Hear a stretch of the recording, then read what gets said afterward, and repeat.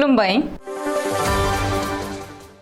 बे समाव बडोलेण्ड इंखं टेलिभिजननि स्टुडिय'आव आं मिथिका नार्जारी दिनै मोनाबिलिनि गाहाय रादाबफोराव दङ। माजुलि गौरमुर देहा फाहामसालिनि सुपारिनटेन्डेन्टखौ सासपेन्ड खालामबाय। बिमा दुर्गानि मुसुखा फोजावहरनायाव बुखारलांनानै 6 सुबुंनि जिउ खहा। बरपेटायाव हाखराव गबनानै नखरसेनिनो 2 खुदियानि जिउ खहा। मिजोरामाव 6.4 कौटि रांनि ड्राग्सजों लोगोसे आसामनि 2 लाइमोन हमजादों। बडोलेण्ड मुंख्लंफोरनि सानस्रिखौ अराय गोथाङै दोननो थाखायनो एबसुआ मुंख्लंफोरनि मुङै गेलेमु आयदायाव बोसोरफ्रोमबो बादायनाय खुङो, बुंदों खनिन्द्र बसुमतारी। सिमेन्टसापुरि आन्सलिक बरनामखराव गुरुजनानि 574थि जोनोम सान खुंदों। बोखावजायै दरं जिल्ला बर' थुनलाइ आफादनि बारग' आफादगिरि अमरेन्द्र स्वर्गियारिया जोबथा हां लाबाय। बर' थुनलाइ आफादा दुखु मोननाय फोरमायदों। भारताव बानायनाय 4 कफ सिरापनि सायाव हुनि होबथानाय। जनाय रेल स्टेशनाव जाब्रथाय, सासेनि जिउ खहा। दानिया फै आबुं रादाबाव।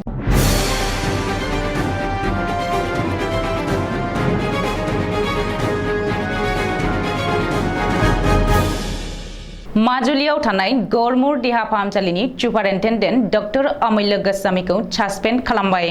माजुलिनि उन्दै बैसोनि जाखांफु लाइमोन देंखोगिरि तेजस्विता बरुवाया हरखाब जिउ गोमानाय जाथायखौ लोब्बा लानानै गौरमुर देहा फाहामसालिनि सुपारिनटेन्डेन्ट डक्टर अमूल्य गोस्वामीखौ सासपेन्ड खालामनाय जादों। बे बाथ्राखौ माजुलिनि एमएलए भुवन कामा ससियेल मिडियानि जोहै फोसावदों। मिथिनो हानाय बायदिब्ला डक्टर अमूल्य गोस्वामीनि जायगायाव डक्टर किशोर बर्मनखौ माजुलिनि गंसेल' जिल्ला देहा फाहामसालिनि सुपारिनटेन्डेन्ट महरै थिसनबाय। मख'नो गोनांदि बुधबारखालि गुरुजनानि जोनोम सानखौ लोब्बा लानानै खुंनाय मोनसे हाबाफारियाव बरगित रोजाबबाय थानाय समावनो तेजस्विता बरुवानि देहाया हरखाब गाज्रि जादोंमोन। लोगो लोगो देहा फाहामसालियाव थिसननाय जादोंमोनब्लाबो तेजस्वितानि जिउखौ रैखा खालामनो हायाखै। ओरैहाय बे जाथायनि उनाव देहा फाहामसालिनि हेंथायै गोहैलो आरो मोजां फाहामथाय होयैनि गोख्रों अजद सिखांदों। बबेखानि गौरमुर देहा फाहामसालियाव नांगौबायदि फाहामथाय मोनैनि थाखाय आरो डाक्टरा गोहैलो खालामनायनि थाखायनो तेजस्विताया अबथिरा जिउ गोमानांबाय होननानै नखरनि सुबुंफोरा गोख्रों अजद होदों। बे अजद सिखांनायनि उनाव दिनै डाक्टारनि सायाव राहा लायो आरो गौरमुर देहा फाहामसालिनि सुपारिनटेन्डेन्ट डक्टर अमूल्य गोस्वामीखौ सासपेन्ड खालामनाय जायो। विजय दशमी एबा बिमा दुर्गानि मुसुखा फोजावहरनाय समावनो हरखाब सोमजिनाय दैबानायाव बुखारलांनानै 6 सुबुंनि जिउ खहा। बे गिख्रंथाव जाथाया जादों सोनाब बेंगलनि जलपाइगुड़ी, मालबाजार आरो आसामनि सनितपुर जिल्लायाव। रिपर्ट बादिब्ला मैया बुधबारखालि माल दैमायाव गाजा गोमजायै बिमा दुर्गानि मुसुखा फोजावहरनाय समावनो हरखाब दैबाना सोमजिनानै 500निबो बांसिन सुबुंफोरा बुखारलाङो। नाथाय 50खौ एसडीआरएफ बिफाना बोखांनो हायो। बेनिनो 11 सुबुंनि हालोदा गोब्राब थासारियाव दङ। रिपर्ट बादिब्ला बे खौरांखौ सुजुनाय समहालागै 8 सुबुंनि सह'खौ बोखांनो हाबाय आरो रेस्किउ अपारेशना दासिमबो सोलिगासिनो दङ। ओरैहाय सोनाब बेंगलनि बायदि दुखुनांथाव जाथाया आसामनि सनितपुर जिल्लानि मिसामारियावबो जादों। मिथिनो हानाय बायदिब्ला मिसामारियाव गाब्रु दैमायाव बिमा दुर्गानि मुसुखा फोजावहरनाय समावनो हरखाब दैबाना सोमजिना माखासे सुबुंफोरखौ बुखारलांदों। मख'नो गोनांदि गाब्रु दैमानि दैया मा समाव बारायो आरो मा समाव खमायो बेनि बागै सिगांग्रो जेबो बुंनो हाया आरो बेनो गाब्रु दैमानि गाहाय आखु। बबेखानि गाब्रु दैमानि दै दाहाराव बुखारलांनाय गासैखौबो बोखांनो हादों। नाथाय सासे सुबुङा गोमानानै दंमोनब्लाबो दिनै बिनि गोथै सह'खौ बोखांनो हाबाय। बरपेटा जिल्लानि सुरुखेत्री बियाबाव दिनै हाखराव गोग्लैनानै नखरसेनिनो 2 खुदियाया जिउ गोमादों। सुरुखेत्री बियाबनि आगदिया फोथाराव जादों बे जाथाया। नखरनि हाखराव गोलैबाय थानाय समावनो बे दुखुनांथाव जाथाया जादों आरो नखरसेनिनो 2 खुदियाया दैयाव गबनानै जिउ गोमायो। रिपर्ट बादिब्ला आगदिया फोथारनि शाहिदुल इस्लामनि 11 बोसोर बैसोनि फिसाज्ला फारुक आली आरो कहिनुर बेगमनि 3 बोसोर बैसोनि फिसाज्ला जामिर आहमेदा गुबुन सासे लोगो लोगोजों न'नि हाखराव थार्मकलनि नावाव गेलेबाय थानाय समावनो हाखरनि दैयाव गलाङो आरो दैयाव गबनानै अक्टेरा जिउ गोमायो। बे जाथायनि उनाव जायगानि सुबुंफोरा सानैबो खुदियाखौ हाखरनिफ्राय बोखांनानै बरपेटा फाखरुद्दिन आली आहमेद मेडिकेल कलेज देहा फाहामसालियाव लांनाय जादोंमोनब्लाबो डाक्टारा सानैबो खुदियाखौ थैबाय होननानै फोसावो। मख'नो गोनांदि आगदिया फोथाराव दिनै जालांनाय बे जाथाया ओनसोलाव बयखौबो दुखु मोनहोदों। मिज'रामाव गोबांथार बिबांनि ड्राग्सजों लोगोसे सानै आसामनि लाइमोना हमजादों। दिनै 6,40,00,000 रांनि ड्राग्सजों लोगोसे सानै असमिया लाइमोना मिज'रामाव हमजादों होननानै मिथिनो हादों। मिज'रामाव गोबांथार बिबांनि ड्राग्सजों लोगोसे हमजानाय सानै असमिया लाइमोनखौ हाबिलुल्लाह आरो आनसार होननानै सिनायथिनो हादों। रिपर्ट बादिब्ला हाबिलुल्लाह आरो आनसार मुंनि सानै असमिया लाइमोनखौ दिनै गोबांथार बिबांनि ड्राग्सजों लोगोसे म्यानमार मिज'राम सिमनायारि ओनसोलनि साम्फायाव रैखाथि बिफाना हमदों। बबेखानि सानै असमिया लाइमोननि बेसेनगोसा गारिनिफ्राय थर 100 साबोननि बाक्सुआव गासै 1 केजि 289 ग्राम ड्राग्सखौ हमनो हादों। मख'नो गोनांदि बेनि सिगां आफां आसामनि बङाइगाव अभयापुरियाव मोनसे वेब पर्टेलनि सासे खौरांगिरिनि स्कुटिनिफ्राय गं 14 प्लास्टिक कन्टेनाराव गोबांथार बिबांनि इलिसिट ड्राग्स हमनो हादोंमोन। जिटि दुवार दखरा दुलाराय बर' फरायसा आफादनि बानजायनायाव खुंफुंजानाय 9थि बड'लेण्ड मुंख्लं ट्रफी जोलुर बादायनाय 2022 खौ दिनै थाइखा जरानि राइन' स्पर्टिं आरो लाइब्रेरि गेलेग्रा फोथाराव बेखेवबाय। दिनैनि 9थि बड'लेण्ड मुंख्लं ट्रफी जोलुर बादायनाय 2022 खौ हांख्रायनाय लेखायै बेखेवनानै होयो एबसुनि गाहाय नेहाथारि कनिन्द्र बसुमतारिया।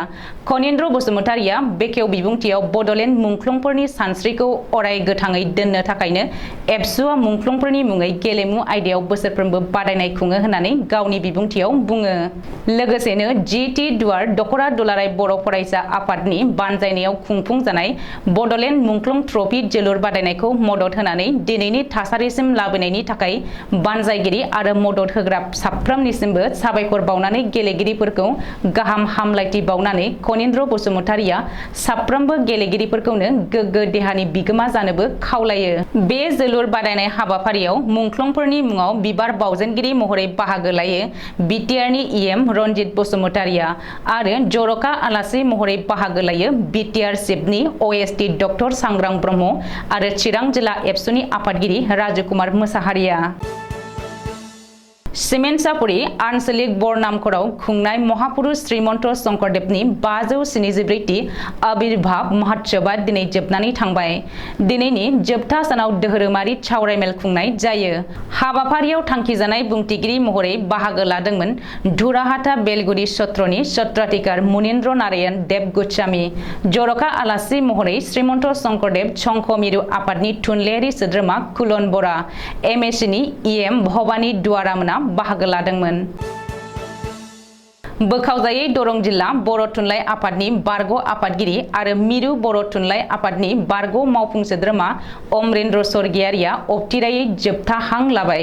बृहस्पतिबारखालि फुंनि 10 रिंगासोआव गुवाहाटीनि आयुर्चन्द्रा हस्पिटालाव रुंसारि जायो।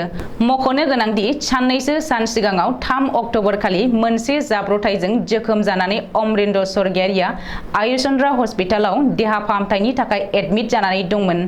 बे दुखुनि रादाबखौ मोननानै बर' थुनलाइ आफादनि आफादगिरि तरेन बर' आरो गाहाय नेहाथारि प्रशान्त बर' मोनहा मोनसे खौरां बिबुंसारनि जोहै दुखु मोननाय फोरमायनायजों लोगोसे अमरेन्द्र स्वर्गियारिनि जिउ आत्माया जाहाथे सोरगोआव आलो गोजोनै थाहैयो बेखौ आरज गाबदों। बेनि अनगायैबो रुंसारि अमरेन्द्र स्वर्गियारिनि रुंसारि जानायाव बर' हारिया गोबां खहा जाबाय।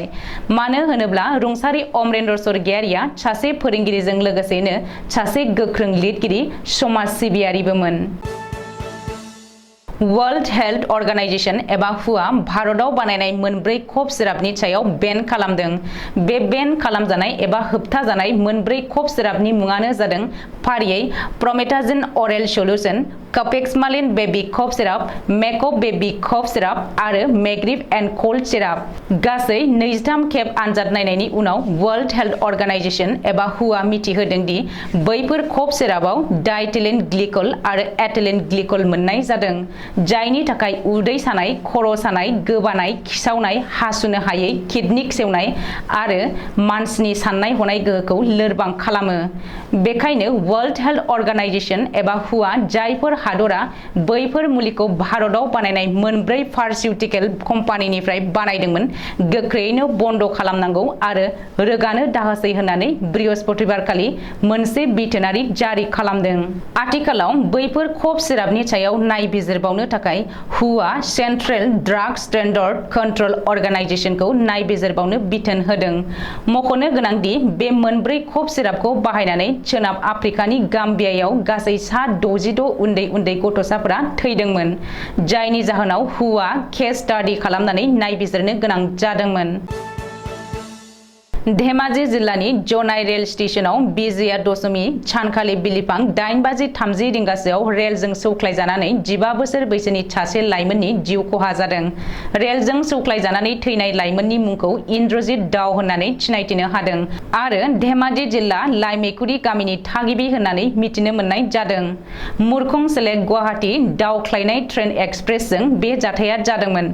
जाथाय जानायनि उनाव लोगो लोगोनो नखरनिया खाथिनि रुकसिनाव थानाय दिपजुनि मेडिकेलाव लांदोंमोनब्लाबो डाक्टारा इन्द्रजित दावखौ थैबाय होननानै फोसावो।